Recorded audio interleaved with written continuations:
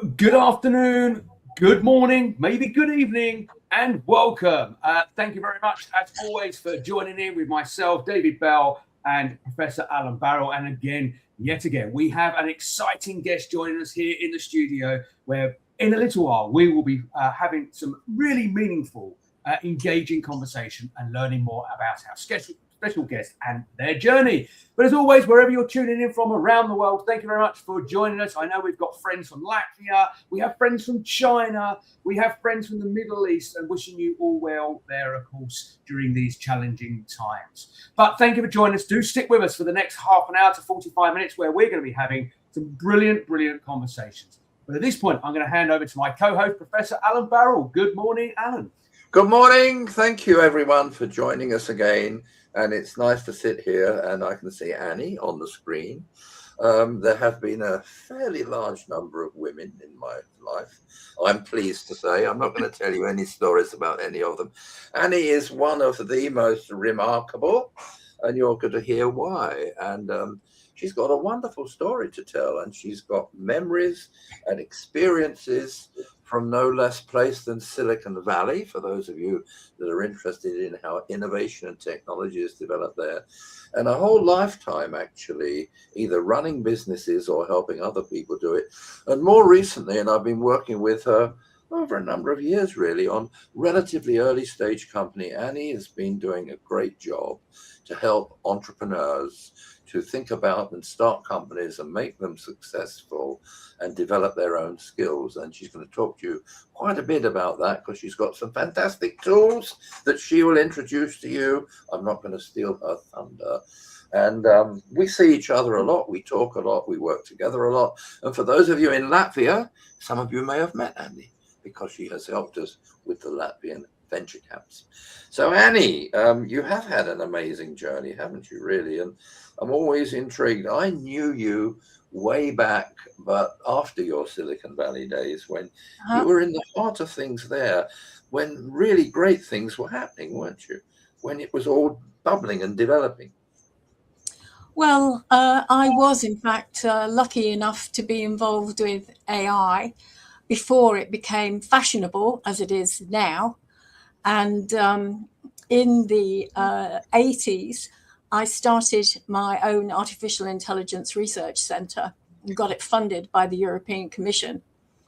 And that was actually it was then the Polytechnic of the South Bank, and it was quite a big deal in the day, I think primarily because I was a woman and I was quite young. And so I was forever on the front pages of the computing news and all this kind of stuff. And you know, there I think probably starts the journey that I've been on for a number of years now. Yeah, and you work with those are the most. Which of the company was it? Sun or one of those companies? Yeah, it was as a result of starting this AI research institute, which I ran for about 3 years.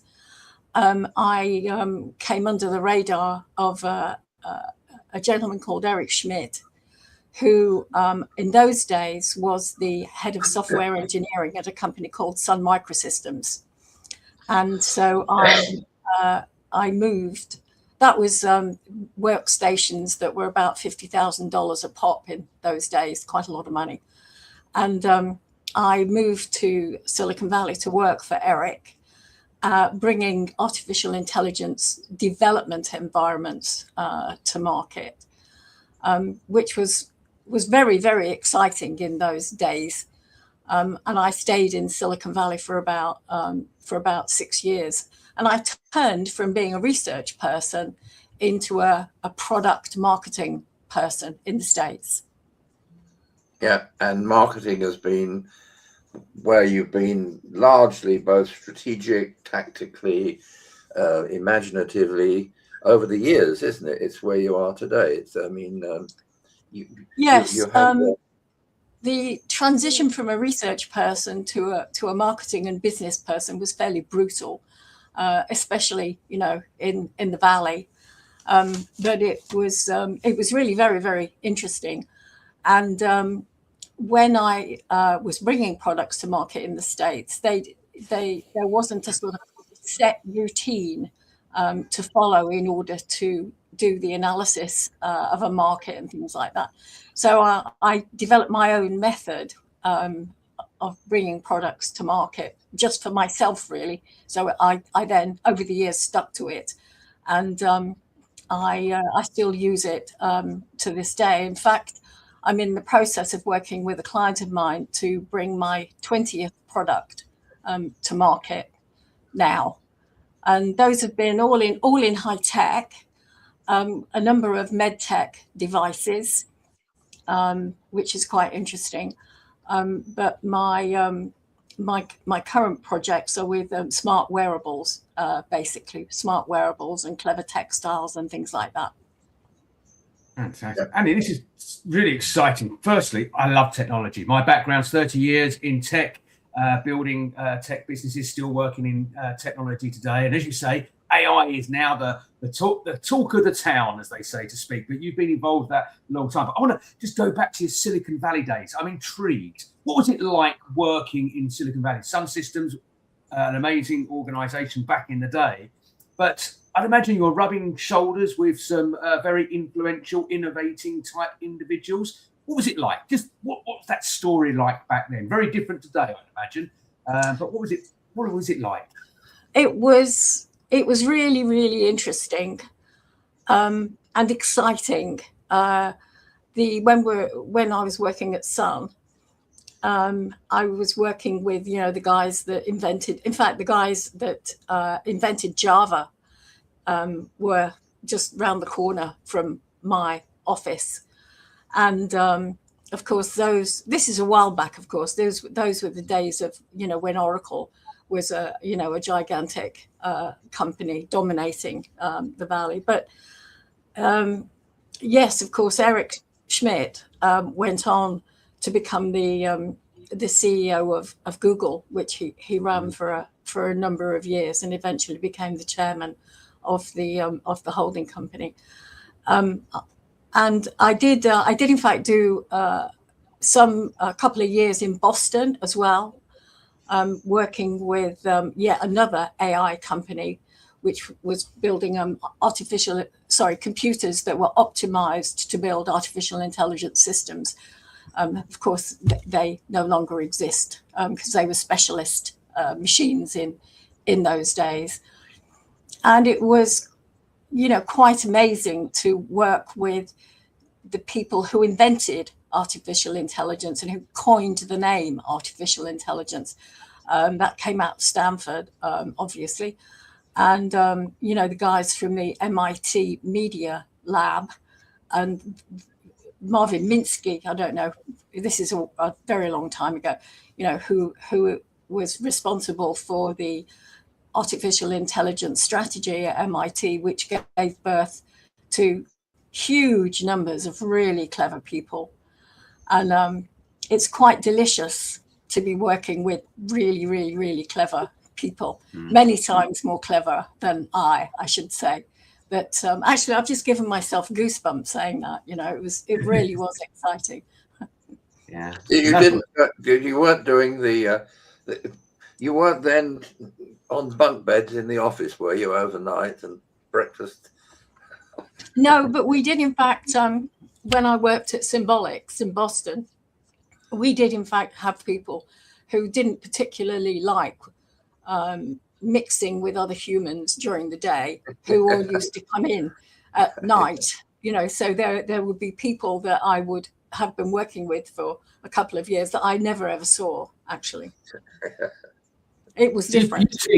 You've seen lots of kind of that whole innovation piece, that transitioning from, back in the day working in the valley, now you're helping other businesses with their ideas, their innovation. You mentioned smart wearables. Well, come on, maybe what you can share, maybe a little bit of that in a moment. But what's kind of over the years been kind of your big takeaways, helping, supporting businesses, technology obviously being the key. What's been kind of those magic moments for you, whether it's your magic moment or where you've assisted someone else and it's kind of exploded and gone in, an amazing direction? What's been those kind of milestone magic moments?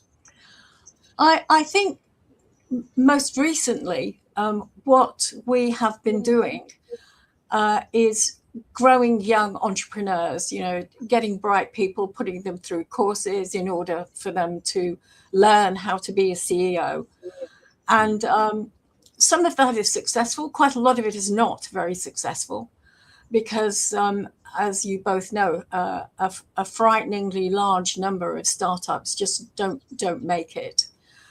And I've done a lot of work on why that is the case.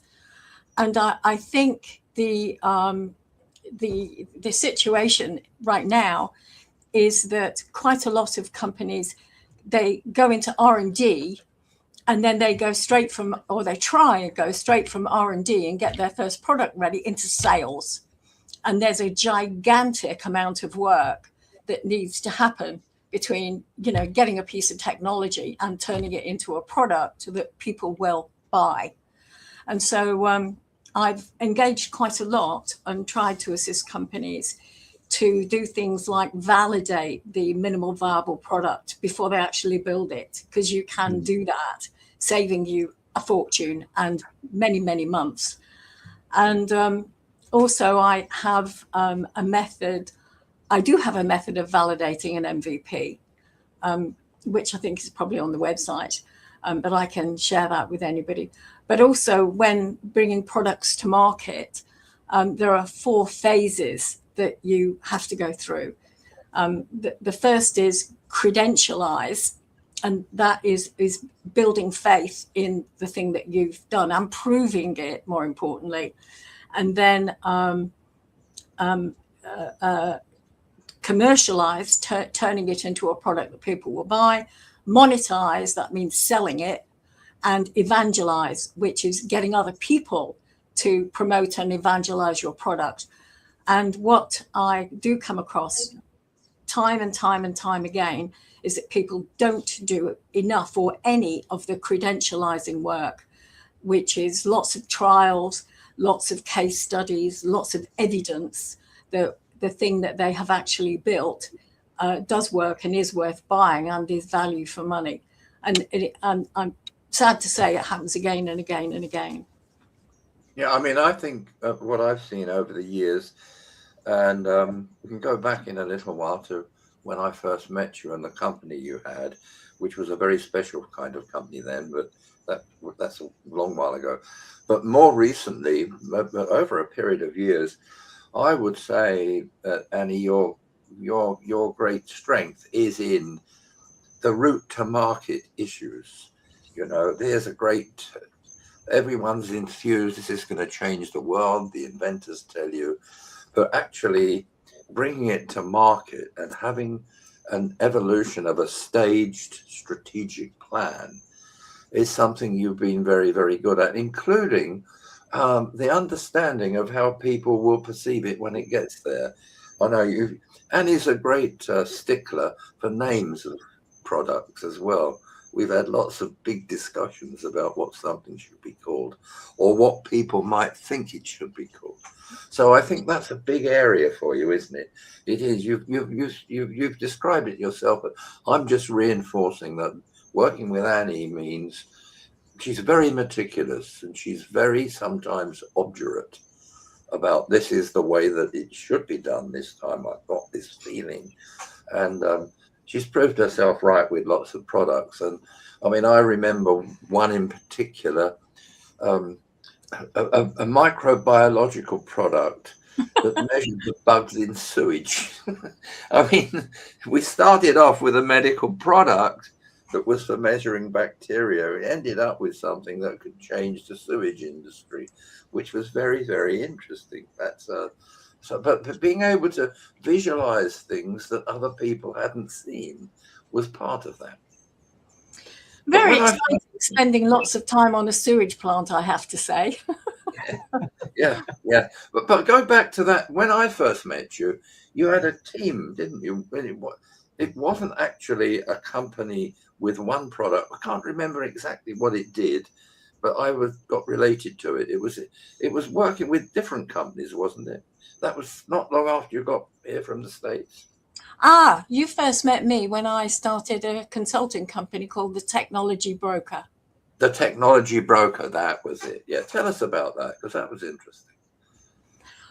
That's basically how I slid into the consulting business, actually, because when I came back from the States, what I thought I would do is start a company that would pick up technologies and license them. So not buy them and sell them, but basically create deals and take a percentage going through.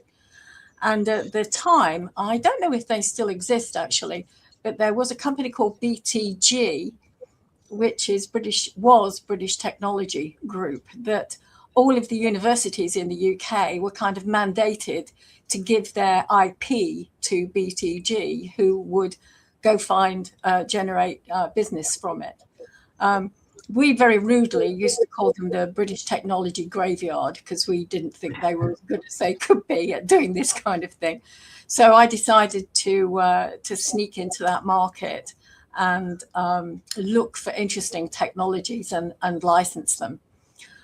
But in so doing, it didn't quite turn out as I had expected, because instead of being the intermediary and getting deals with technology, people would say to me, well, what do you think we should do with this?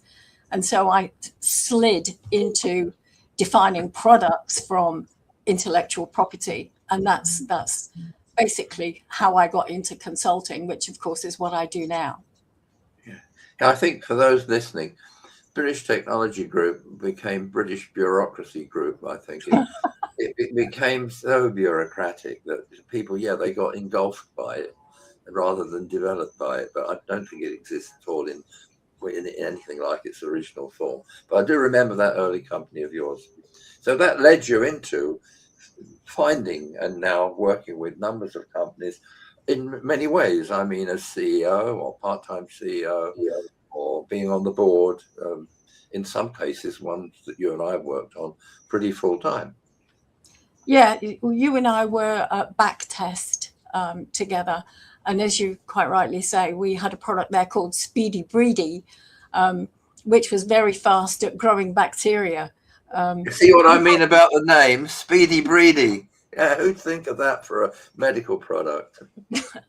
Everybody remembered it, actually.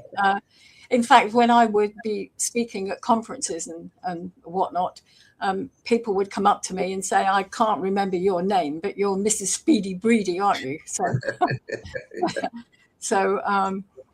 But in fact, I have spent about 20 odd years being a CEO of startups, high-tech companies. Probably the one which should have been the most successful was a company called Astron Clinica, which was a remarkable company that had a melanoma scanner, but the credit crash killed that one when all the investors basically walked away from a huge number of startups, hit the wall during that time. It's very sad. Yeah, no, I remember that very well. I remember seeing it for the first time before you got it. But yes, you did very well with that. Got a lot of money from overseas. Pretty good at fundraising, haven't you been? Tell them about that. It's very hard work, extremely hard work. I haven't done fundraising for a few years now, I'm very pleased to say.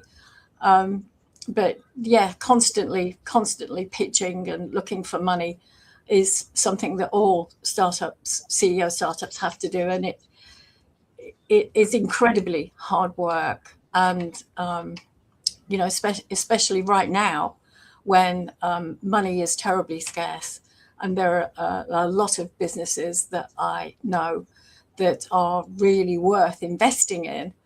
But the money is just terribly scarce at the moment. So it's awful.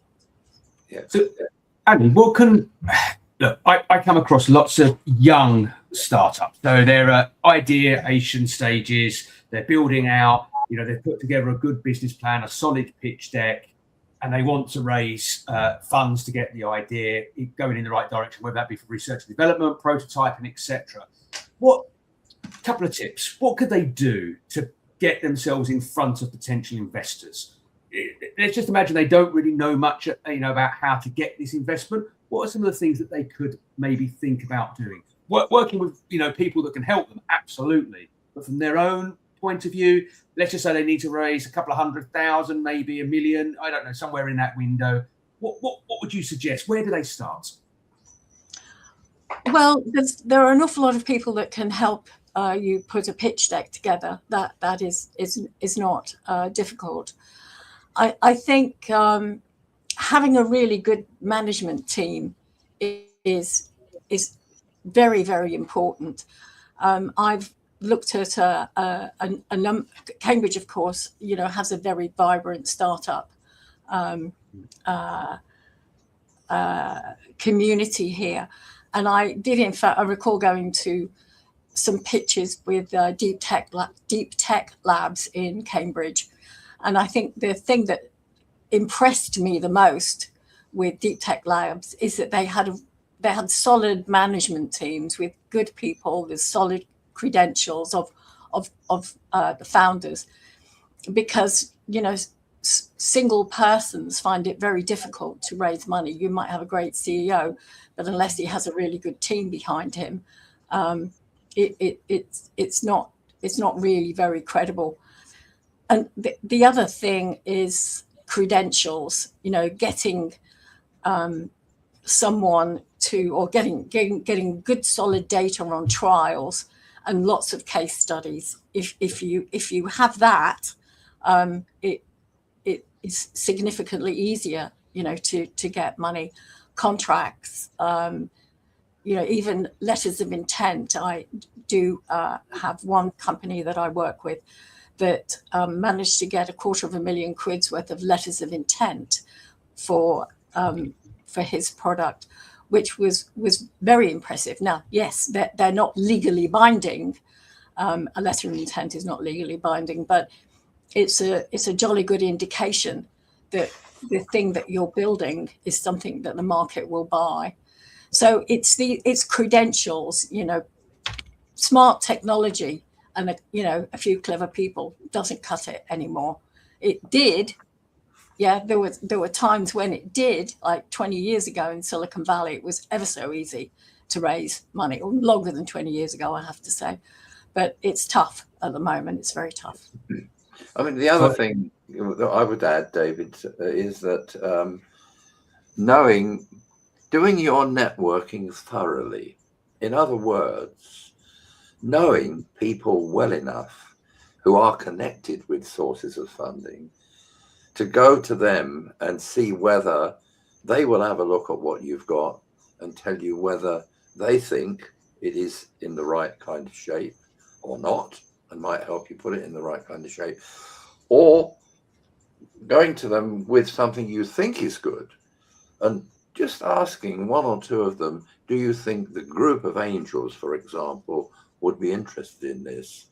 And that saves an awful lot of time, because young entrepreneurs come to me and I will call somebody like Simon Thorpe, who's done about 30 angel investments, and say, do you think this is one the angel groups will go for? Is it worth us going further forward? And he'll come back and say, not this, they wouldn't be interested in that. So the core of this is your network, knowing people that know people. Yeah, that's the people that have the money. It's knowing people that know the people that have the money.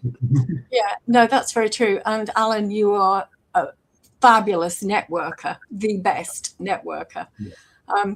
There are also a few companies around that can help startups. I work with a company called Rater, which is it's spelled R, the number 8, ER, and it's run by a lady called Mila Marinova, and companies that are in disruptive health tech can sign up to her platform, and she has a team of experts that run through the pitch deck and your proposition and the team and whatnot, and give you lots of feedback. She does charge for this service, but helps you get ready and she has industry experts and regulatory experts and whatnot that will look at a proposition and help you kick it into shape and she will also help find investors. Which So is, she's still around, Annie, is she? Mila's still oh around. yeah, oh I haven't yes. heard from her for a while. I worked with her for a bit, but perhaps she didn't like my rating, so maybe they were.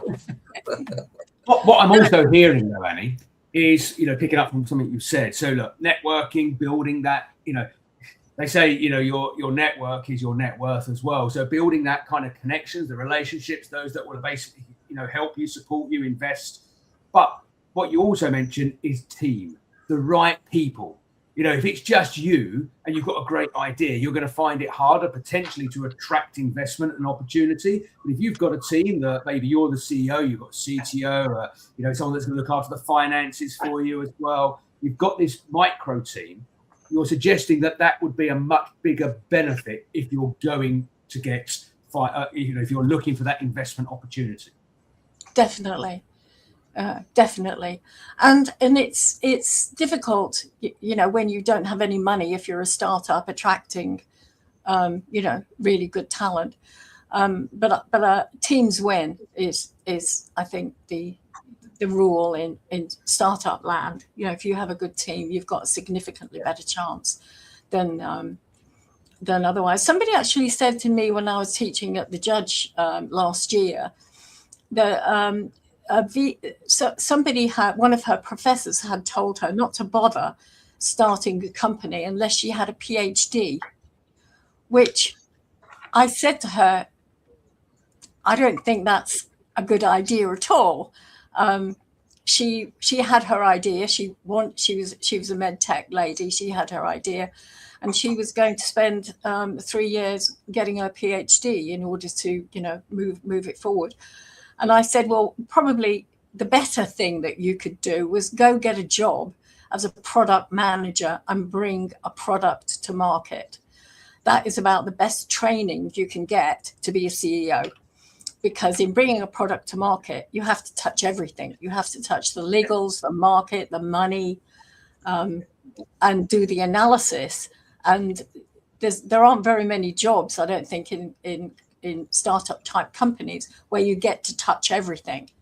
And that's basically where I learned on the job. I don't have any qualifications to boast of, quite frankly. And I think experience is everything. Everyone's entitled to an opinion. I think that's probably the worst bit of advice I've ever heard. Go and get a PhD, because again, an opinion. But just because you're very talented and have that PhD doesn't make you great at running businesses. You might be a great person to think through and research and come out with the look of it. It doesn't mean you're going to be able to implement it or design it further. That's where teams come in play. We need great people around us that all bring, knowledge, information into, to the table, because it's a team that's going to make something happen. I think there's lots of amazing companies out there. And, if we had a million people on this call, which is sad, we don't have a million, but we have a lot of people tuning in. So it'd be interesting to see their opinions. Pop it in the chat, guys. But I think there's been great companies created and built and scaled, and they've got no degree, they've got no PhD. They've come out with, I roll my sleeves up, I'll learn as I go, I'll bring great people in that are going to help me develop it and move it forward. So that's one. I think we're, yes, look, great to get a PhD. That's your frame of mind. But I agree with all of that. And in fact, looking at the PhD thing from a different point of view, Cambridge University now has a wonderful program for people who are actually doing a PhD and don't know what to do with it, if it's a scientific and technical subject. And you'd be amazed how many people are in the third year of a PhD and they're not quite sure what they're going to do with it, because their early life was spent being told that they needed to do a PhD and they wanted to do it and they did it. And this is a program for anyone that wants information. I can send it to you. Cambridge University now has the Impulse program, which is for masters and PhD people who are not sure where their degree is going to take them on their life journey.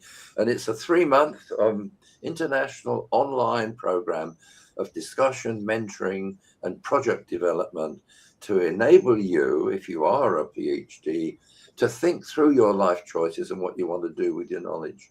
So that's a kind of a reverse way of looking at that rather stupid advice that I think someone was giving a student. And just to go back to what Annie was saying about the team, if you are a young entrepreneur and you are not very, very skilled yourself financially in financial management and so on, when you start to raise serious money, the investors, if they're going to be equity investors in particular, will expect you to have someone of senior knowledge and experience to manage the money. So, you know, having a very, very outstanding part-time finance director from a quite early stage, if you want to raise big money, is very, very important. That will give them a feeling of confidence that there's someone there that really understands that their money is going to be properly handled and managed.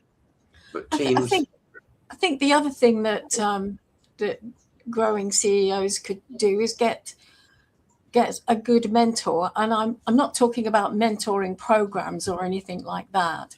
I mean, someone who knows you and likes you and cares for your future personally. yeah. I've had some cracking mentors over the years that have helped me. And even this is going back a long time again, I met in a pub in London a gentleman called Gene Amdahl. And Gene Amdahl was the engineer that designed the very first operating system for commercial computing in IBM. And I just met him in a pub in London, believe it or not. And he finished up signing my visa papers to go to America and stayed with me for years and years. And he was magic. I mean, absolutely magic as a helper. We used to have a pasta lunch, you know, once a month when I worked in Silicon Valley, and it was invaluable, you know. I think Annie's making a very important point there, and she's making a distinction between coaching and mentoring. We all need to learn skills, and we need to have teachers that teach us all about how to read a balance sheet. But a mentor is something much more personal, isn't it, Annie? It's someone who really does care about you and what you've done.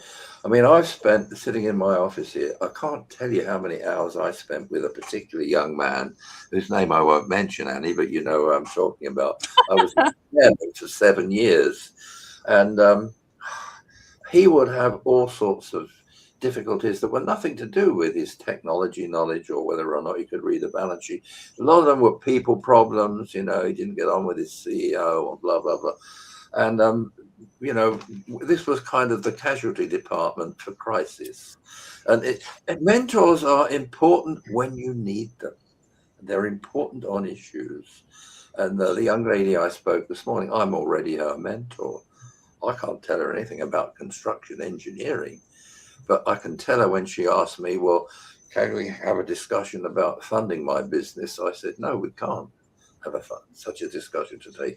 You haven't even defined the business yet, you know, until you've defined it and have really got a plan that people will believe in. There's no point talking about funding. And she understood all that. So mentors it's a personal thing, and it is an ongoing thing. It lasts. So that's something worth bearing in mind. If you are a young entrepreneur and you haven't got a mentor, get out there and find one. Yeah, I always say a good mentor is a shoulder to cry on, someone to celebrate the good times and to commiserate some of the, you know, the harder times. But it's just someone to be there, to be a sounding board. You know, you might have great people around you within your business, but sometimes you want to come out of that and just talk to somebody that sees it from a different angle, from a helicopter point of view. They're not in the business on a day-to-day basis, but they understand it well enough to give you that guidance and advice and just kind of help you. And as you say, Alan, it doesn't have to be about necessarily the business itself. It can be just the people consideration sometimes. You know, I'm clashing with this person. What do you think I should do? And I just think having that person there to support you is such an important. And I also think it's regardless of what stage you are at in your business, having that mentor there even if you've been running business for years and years and years, it's still great to have that sounding board and that person you can pick up the phone to or have a coffee with, or maybe something a bit stronger, and just kind of dissect where you currently are in life and in business. Very important.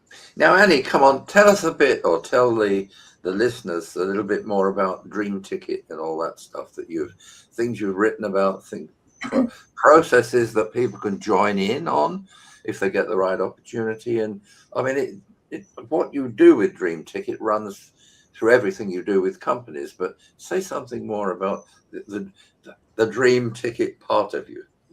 Okay. When I lived in California, obviously California has a reputation for all sorts of alternative things, and a friend of mine gave me a book called Creative Visualization by a lady called Shakti Gawain. It's a very old book, but it's the basis of things that I understand quite a lot of athletes do creative visualization. The idea being that instead of saying I will win this race when I have done da da da da da da, you say I have won this race. So you move your head into the future, and you imagine yourself, if you want to lose weight, you're thinner, or you want to be a top mechanic, you imagine yourself with sexy cars and all the rest of it. And after I'd read this book, and I was in fact doing some of those things, in fact, it took me a while for the penny to drop. And I thought, well, wait a minute, if you can do this with a person, why can't you do this with a company? And so I looked at, I wrote the first book actually on intellectual capital quite a number of years ago. And that's all about having intangible assets in a company. Things like customer loyalty, for example, is an intangible asset, or positioning is an intangible asset. And so I thought, well, what I'll do is I will see if I can identify what intangible assets a company should have if it was going to achieve its mission. And I broke that down into 4 categories. Those would be market assets, which give a company power in the marketplace, like customer loyalty, for example, intellectual property, patents, copyright, all that stuff. Infrastructure assets, those are the systems and regs and all the rest of it that make a company strong. And the last one is knowledge-centered assets. And that's the knowledge that you get by way of who you work with, the people you employ, all of the rest of it.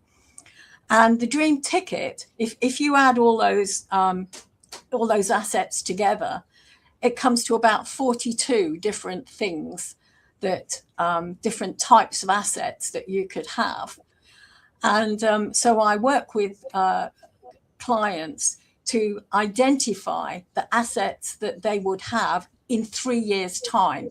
So we visualize a company as it would be and make an affirmation for each one of those, such as every customer who buys from me buys again in 12 months' time, for example.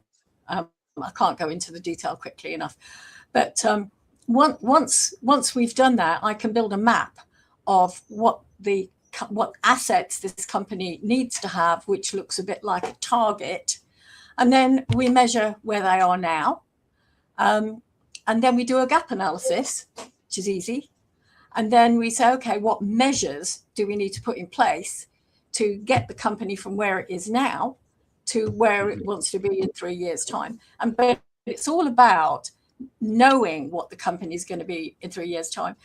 And the benefit of doing that, I didn't quite realize till I'd done it for a bit, which is if you've already been in the future in your head with this company, writing the business plan is really easy because you're looking back. And so you know what you need to do in order to make the company a success. So it's my strategic planning tool that I use. And it's never really too early to do that. I've done that with startups I've done it with very large companies. I did it with the old ICI at one point. But you can also do it if you just have an idea for a company. So you create your company in your head, and then you make a plan to do it. Simple. Yeah, that I mean, going back to this connects very much with what we were saying about funding. Again, those of you that haven't sought funding yet for an early stage business, bear this in mind. The people that may give you money are going to want to think ahead to what your company might be worth in 3 or 4 years' time. They're not going to, you don't have a business today. You probably don't have any revenue today. So they will value your business. They will value it on what its value might be in 3 or 4 years' time. So being able to first visualize and then perhaps put a lot of the bits in place so you can convince people that the 3-year plan is a real plan that you can achieve is a very important part of new business planning and development. That's exactly what Annie's saying. And it's absolutely true. I've been in venture capital, and all the companies I looked at when they came to me for money weren't worth anything. Not on that day, but in 3 years' time, they might be worth 10 million. And you have to, that's the great and magical and horrifically difficult thing about early stage finance, which sort of turned my hairs grey. The other thing about the dream ticket process is that, yes, you typically a company has some spread across the 4 categories. They will have something like 20 assets that they need to grow. Any more than that it's silly, it's too much. But what happens an awful lot of the time is that one of those things is 10 times more important than all of the others put together. And when that happens, then that's the thing that you focus on. And surprise, surprise, it's nearly always market acceptance or credentials. It's always those things every time. Annie, we're getting to a point where we're going to unfortunately conclude our conversation today. But before we do, a couple of things. Firstly, where can people get hold of the Dream Tickets? Is it available in all good bookshops and online? Where's the best place for people to get their copy to plan their future from? Yeah, Dream Ticket is available from Amazon, actually, yes. It's pink. You can't miss it. I was going to get up and get I've got a copy on the shelf just over there, but I can't. If I walk away, I'll go and grab it. But yeah, you've reminded me. I must buy a few more. So I distribute them when I can to my budding entrepreneurs. But I'll send you an order for a few more. Thank you. So yeah, get your copy from obviously the online retailer Amazon, and that's just available to. Obviously, is it available in like a paperback or a Kindle? Is it yes, audio yet? Kindle and the paperback, yeah.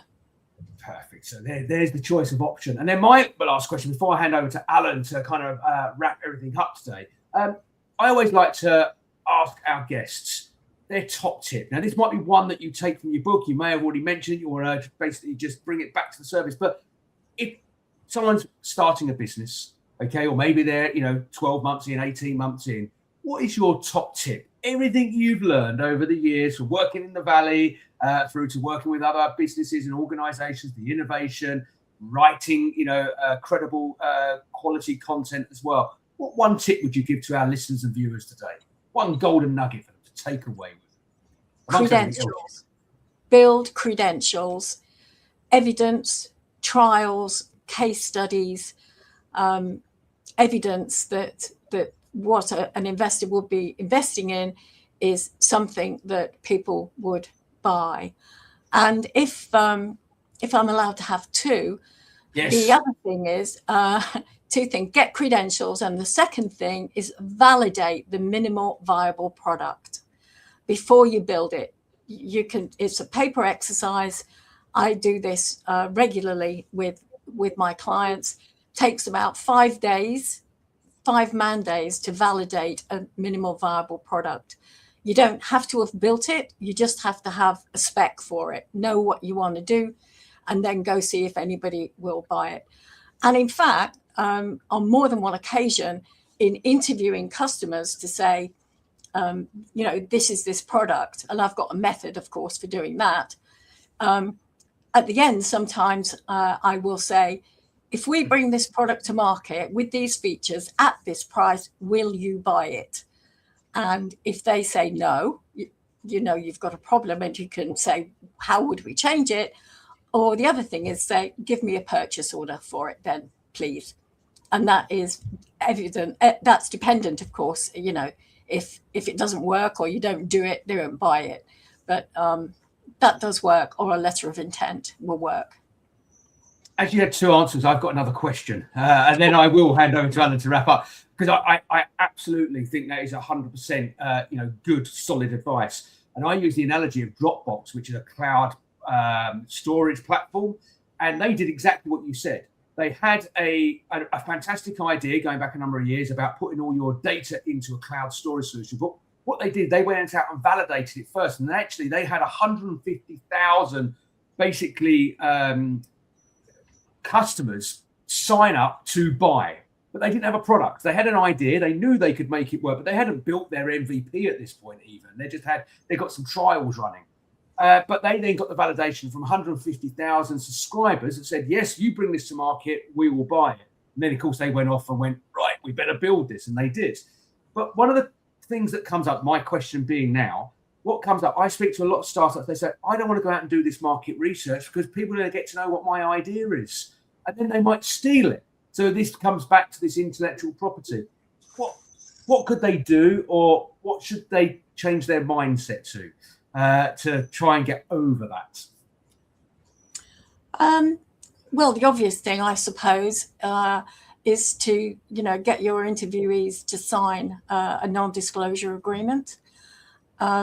I have worked with some interviewees where I have, in return for doing that, paid them by way of giving them an Amazon voucher or something for their time. So there's some give and take in it. I'm not talking about lots of money here. I'm talking about 50 quid, and probably the minimum number of, depends what the product is, of course, the minimum number of people that you need to interview in a highly structured way. It's highly structured, and I record everything, etc. Is between 10 and 20, because you'll know pretty quick. You don't need to have 100 in order to know that your idea is duff, do you really? You learn pretty quickly. Annie, let me just add something, because you and I have shared and known about the enormous value of highly professional and very reasonably minded intellectual property lawyers. And, you and I have worked with some, I won't name them, but from one particular firm, who've been amazingly helpful, haven't they? I mean, more helpful than you think they'd be, even before they ask you to pay anything. And those kinds of people are very convincing to young entrepreneurs when you put them together. And the people that we would know, like the ones, from the company I haven't mentioned, give them the right kind of feeling about why intellectual property is so important. Am I allowed to mention the company name? You can, yes, yeah. Yeah. I have a deep and meaningful relationship with Marks and Clark, and have had for about 30 years. Like me. One of their patent lawyers was actually very nearly the first British astronaut. His name is Philip Martin. He is fabulous. He's still around. Certainly is. He's really super at giving quick feedback to, if I phone him up and say, I've got a client who's going to do da da da da da da. What do you think? And he might have a think, and he would say, yes, maybe, but if you added da da da da da, which he will do sometimes. And also, I think getting really good counsel on things like license agreements is important. I work with another fabulous guy from Marks and Clark called Simon Portman, who's done every distribution and licensing agreement for me in the last 25 years, probably longer, I'd be embarrassed to say. And having that kind of person associated with a startup is enormously valuable. Great. Good. Well, that's fantastic. David, shall I just, we're running right out of time now, but please do, Alan. Let me just, years and years ago, I read a paper that I never, ever stopped going back to, by a guy called Regis McKenna, and a Harvard Business Review paper. It was called Marketing is Everything, and Everything is Marketing. And I think you've been listening to a lady today who is a sort of living example. She's more than marketing, but when it comes to marketing, she is the most thorough and rigorous person I have ever worked with. And the process of taking products from ideas through transitions into models, into markets, is so very challenging. And that's what I've seen Annie do a number of times with a number of different kinds of products. And I'm a life scientist, so she's done it with life science products that she didn't in the beginning know very much about, because she's not a life scientist. So please, take from Annie amazing knowledge and experience. She never gives up. I've been in meetings month after month with Annie with very, very aggressive investors who weren't getting the results they thought they should be getting. And she battles. She's a fighter. And that's the other thing I would say to take away from this. There will be challenges, and Annie hasn't had time to tell you about some of the challenges that we've sat through together, or even the insults that we've confronted. It isn't all easy, and it isn't all smiley. But marketing isn't just taking products to market. It's almost, in the right kind of company, it's everything you do. It's every presentation that you make. It's everything you say. It's how you treat your people and how you work with them. And that's a lesson that I think we ought to take away, having heard Annie talk about it so much, David, from today's meeting, and thank her for being with us. You're too kind, overly kind. Thank you. Don't forget the Dream Ticket, everyone. Get on that website. Get onto the Dream Ticket. Annie, thank you very much once again for joining us here today. It's been absolutely delightful, and as Alan said, there's probably so much more we could have future conversations on. So if you don't mind, we will maybe reach out to you and get you back later this year, or when you've got some time, and we can explore lots of other really good stuff that's going to help those on their journey. So thank you very much on behalf of Alan and I today for joining us here. And that's it. Well, that's a wrap for this month. So thank you very much, everyone, joining us. Do share these videos. Do come back next month. We will have yet another special guest join us in the studio with more great conversation. Until then, stay safe. Bye-bye, everybody. Bye-bye.